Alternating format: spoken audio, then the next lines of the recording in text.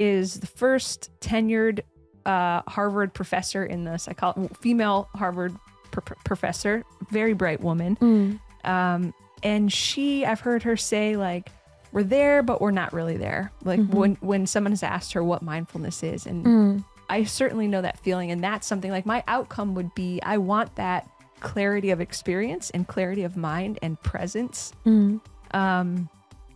And so I don't know if mindfulness and meditation are kind of all in the same. I clump them all together. Yes. I don't know. Tell me. Well, once again, I can only share my experience. But, you know, when I started to meditate, to actually sit and have meditation, and I'll share exactly what I've done, you know, at the beginning, I would, you know, I had this expectation that it needed to be 10 minutes or 20 minutes or 15 minutes. And it didn't work for me so well in the very beginning. And so I would just close my eyes and tune in for maybe 1 minute or 2 minutes.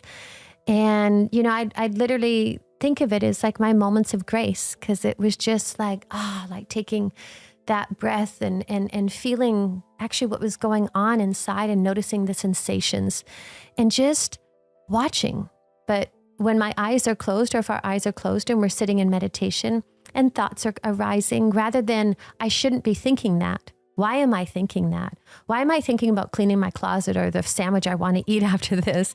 Or I didn't call my mom today, you know? And so if we, you know, can just watch that experiences, the thought comes up, you know, whatever sandwich I want to eat, or I want to clean my closet. And if we're not resisting that or making that wrong or demonizing that or labeling ourselves as not a meditator or thinking, why can't I do this? And I'm a failure, but just, you know, gosh, I want to have a grilled cheese.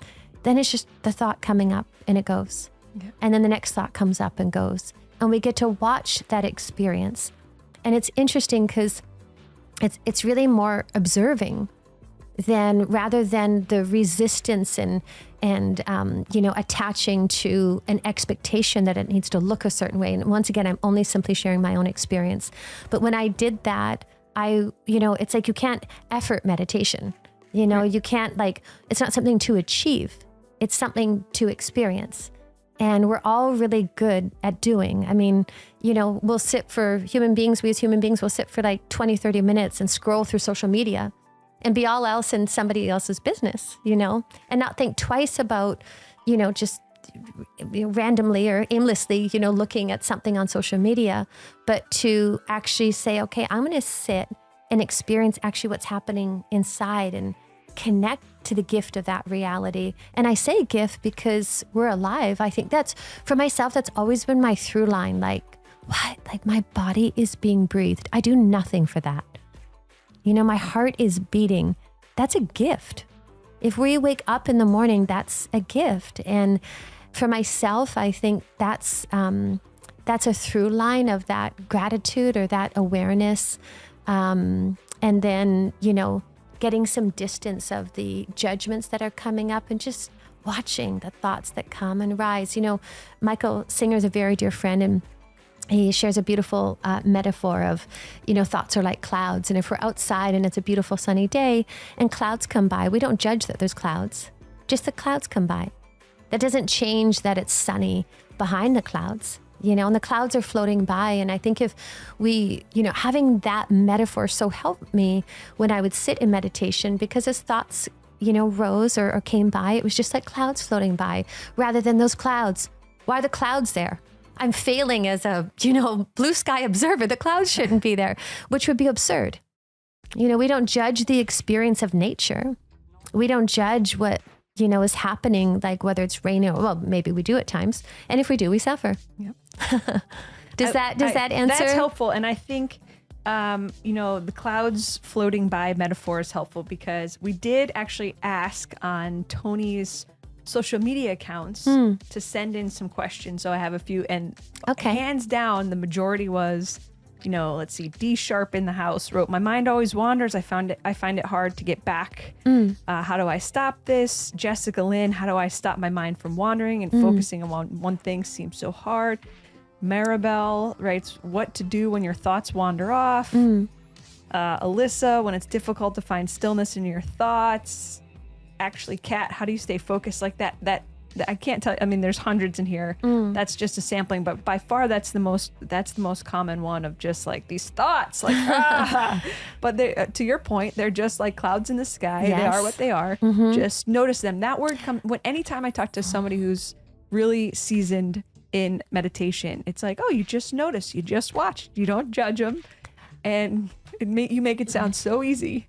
Well, because I think, like, if I'm sitting here and I close my eyes, I'm hearing my own body being breathed. Thoughts are coming and going. Maybe I'm hearing, the fan here in the room, or I'm hearing your, papers rustling. Whatever is happening, that's the experience that life is offering.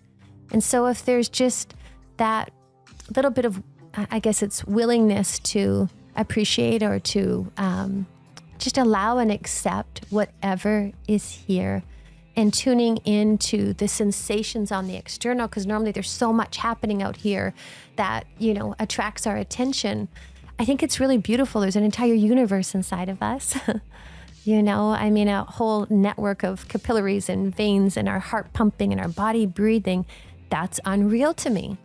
That's unreal to me. And then when it was just like, okay, embracing the reality, like thoughts just come and go. I mean, I think that's where we all meet in this human experience.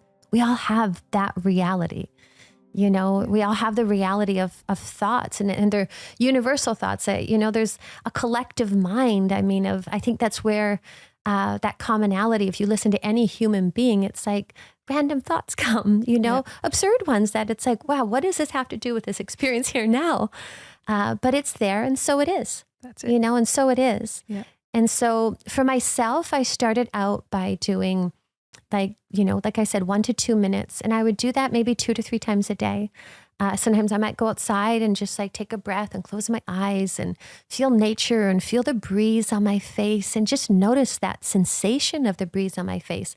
A lot of times we go outside and you're having a conversation and, we can miss, or I can miss the actual sensation of, or raindrops. The other day I had, our little one in my arms, and I went outside and, just watching her feel rain on her face was beautiful.